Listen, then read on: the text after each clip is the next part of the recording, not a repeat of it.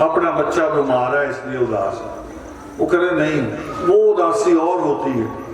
देखो माँ रमाबाई अनपढ़, जो कभी स्कूल नहीं गई और जो दुनिया का सबसे ज्यादा पढ़ा लिखा था, उसका चेहरा पढ़ रही थी।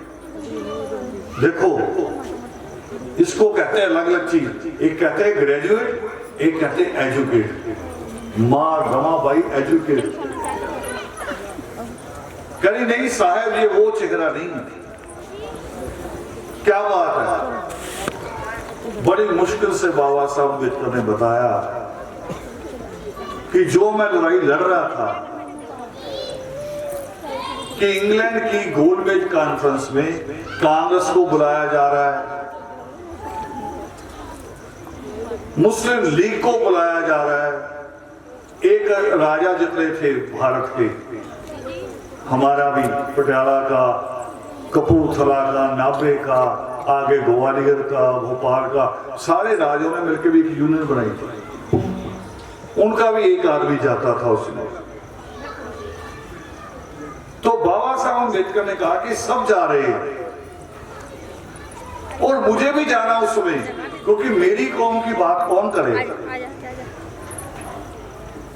जिस तालाब से कुत्ता पानी पी सकता है, मेरी कौम नहीं पी सकती, ये बात उस मीटिंग में कौन कहेगा। और आज वो लेटर आ गई, मुझे भी बुला लिया, उस मीटिंग में मुझे बुला लिया। तो माँ रमाबाई ने कहा ये तो बहुत खुशी की बात है, मगर वो करे मैं बच्चे को छोड़ के कैसा चले जाऊं। अब ये बात नोट करनी है माँ रमाबाई की, आप समझ पैदा करनी है। क्या जवाब माँ रमाबाई? माँ रमाबाई ने कहा कि बच्चे की जिम्मेवारी आपकी नहीं है, पिता होना बड़ी बात नहीं है। किसी की भी शादी होती 2 साल बाद पिता बन जाता है, मगर आपको तो 7 करोड़ लोग बाबा कहते हैं, और ये 7 करोड़ लोगों से बाबा कहलवाना ये किसी के बस की बात नहीं। आप उनके बाबा पहले हैं, इसको छोड़ दो। मैं इसकी माँ से, इसकी बुआ, किसी को लेके चले जाऊं। बड़े हॉस्पिटल ही कहा ना डॉक्टर ने, मैं ले जाऊं। और बाबा साहब चले गए, पीछे से उस बच्चे की मृत्यु हो गई। तो माँ रमाबाई को पता था कि मेरा पति तो 7 करोड़ बच्चों की लड़ाई लड़ रहा है, और जब अंतिम सांस ले रही थी तो जानते उस माँ ने फिर क्या कहा? फिर ये नहीं कहा कि 5 में से 1 ही बचा है, अब उसकी चिंता करना ना, ये लाइन ही नहीं है कहीं। माँ रमाबाई ने कहा कि मेरे 7 करोड़ बच्चों को उनके अधिकार दिलाना। वो ज्यादा बीमार हैं, वो अनपढ़ता में बीमार हैं, वो गुलामी में बीमार हैं, उनका इलाज करना। मरते हुए भी इस कौम की चिंता थी, मगर हमें पता ही नहीं। क्यों नहीं पता? वो आपका कसूर नहीं है, कौम का कसूर नहीं है। कौम, हर आदमी पढ़ने वाले। अब मैं आपको याद कराता हूं, आपने 6ठी क्लास का, 8वीं क्लास का पेपर दिया, फाइनल पेपर हो गया लास्ट, 9th में चले जाते हैं जब, तो 8वीं याद रहती है क्या पढ़ा था? किसी को याद नहीं रहती। 10th पास करो, +1 में आ जाओ, 10th भूल जाते हैं। ये दिमाग ही ऐसा है। वो तभी कहा गुरु ग्रंथ साहब में कि मैं भुल्लनहार, तू बख्शनहार। माँ रमाबाई ने कहा कि वो कौम को तो ये भी नहीं पता कि वो गुलाम है, उनको ये भी नहीं पता कि लोग उनको इंसान नहीं मानते, उसको उनको खड़े करना है। और बाबा साहब अम्बेडकर ने अपने 4 बच्चे, अपनी पत्नी ये कुर्बान करके फिर उनको अधिकार मिला संविधान लिखने का। और देखो किसको मिला? कौम के तौर पे अगर देखें, जिस कौम पे पाबंदी थी पढ़ने लिखने की, उसी कौम के शख्स को मिला कि तू अब कानून लिखेगा, और उसने एक एक देश का संविधान पढ़ के, आपको कभी कभी मिलेंगे आपके स्कूल में, आपके कॉलेज में, कभी कभी ऐसे प्रोफेसर मिलेंगे जो कहेंगे आपको कि बाबा साहब अम्बेडकर ने तो दुनिया भर के संविधानों में से चोरी किया। चोरी नहीं होता।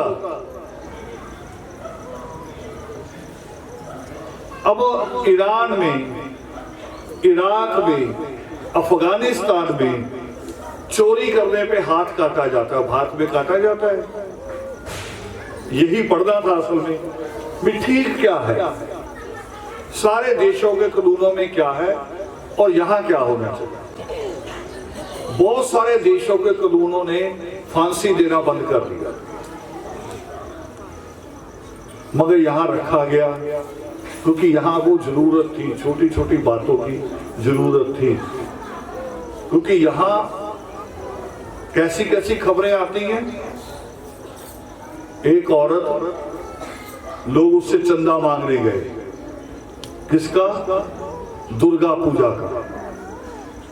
भूल गए होंगे शायद, ये मोबाइलों में थी आपके व्हाट्सएप पे, महाराष्ट्र की खबर।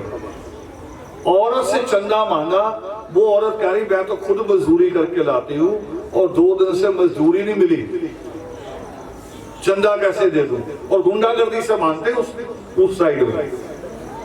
यहां भी शुरू होने वाली है थोड़े दिनों में, बजरंगियों की, शिव सैनिकों की गुंडागर्दी यहां भी हो जाएगी अगर सुचेत नहीं रही।